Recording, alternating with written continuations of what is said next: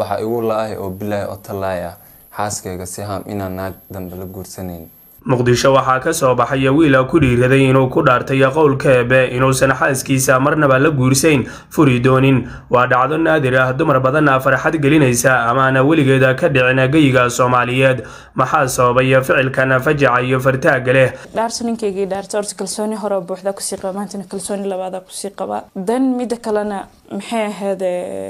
qofkan oo qof asagana jecel anigana jecelahay kasoo uu ninkeyga yahay mid labaadna xaleeyahay side oo kalsooni intaana u gudagelina dhacdadan aan waqtiga gelinay waxaana ka codsanayaa walaal inaad sii gudbiso muuqaalkan adiga oo layga saarayo. عبد حميد عدي وأهويل لليراء يا حاسكي سيهاما وقدرتي كتابك قرآنك كريمك إسقوا ويسقبوا تكدينا على برقعوا الناس يا الله وأقبلوا دارتيسا إنه سنفري دوننا حاسكي سالنا جورسن دوننا جبرك لواسا جذا وحنا وقرية سيهام إن يتهيا كن كرون هي كافيس أي نفتيسا كحاسي شيء. ما أنتوا حنقول دارتي حاسكي جعل أن أد وقبا أن كالصونا أن ناق دمبنا لجورسنين ناك لجورسنين أنا واحد أقول كلفة نحريست والدقميسو يجعلك أيد سينيسو دمرك رجع أو حاسس وذا كفرنا وحس ما في عنا دمرك أصلا عن كل تللها إن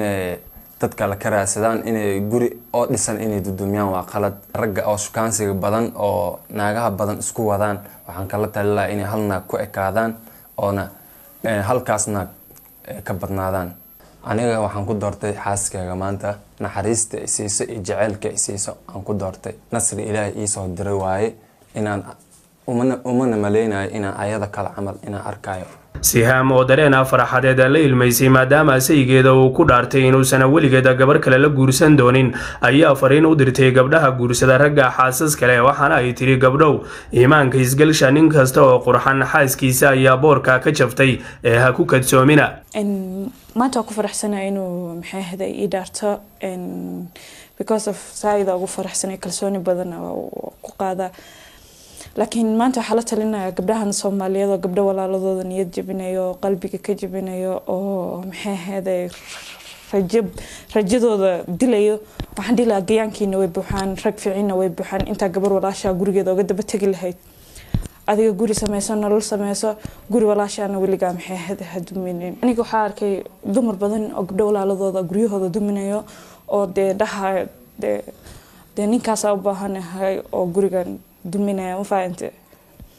ana waxa kula talin lahaa gabar walaashin inta niyad jabin lahayd oo qalbiga ka dhaawac lahayd gayeenka raaso bari meesho ayada kaaga soo tago adiga ka raaco adigana barin naakalo ka raacaya ninkan naaga wax ka soo dhigatay naaga soo hagaagsanay ma faahante nina adiga hagaagsan karto wax ka dhigan karto doona ku dheelaha dumarka nimankooda naagaha kala qabaan waxa fariin furaya horta nin lagaaga soo horeeyay nin horta kuma noqdo nin asagoo direction oo gurigiisa wax kasta looga sameeyay aad u daba imaatid istraashi iyo wixii soo harun bad u tahay gabdhii hore guryahooda looga daba imaado horta waxa leeyahay inta hore way ku dhacday laakiin inta dambe waxa leeyahay karti adeeg sameey ragowna waxaan leeyahay hal dumar aan kaafin kartay laakiin kun dumar nima kaafin karto dhaarsaninkeygii dhaarta kalsooni hore buuxda ku sii qaba maanta kalsooni labaad ku sii qaba dan mid kalena maxay ahayd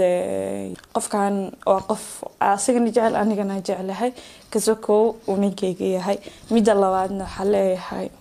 side oo kalsooni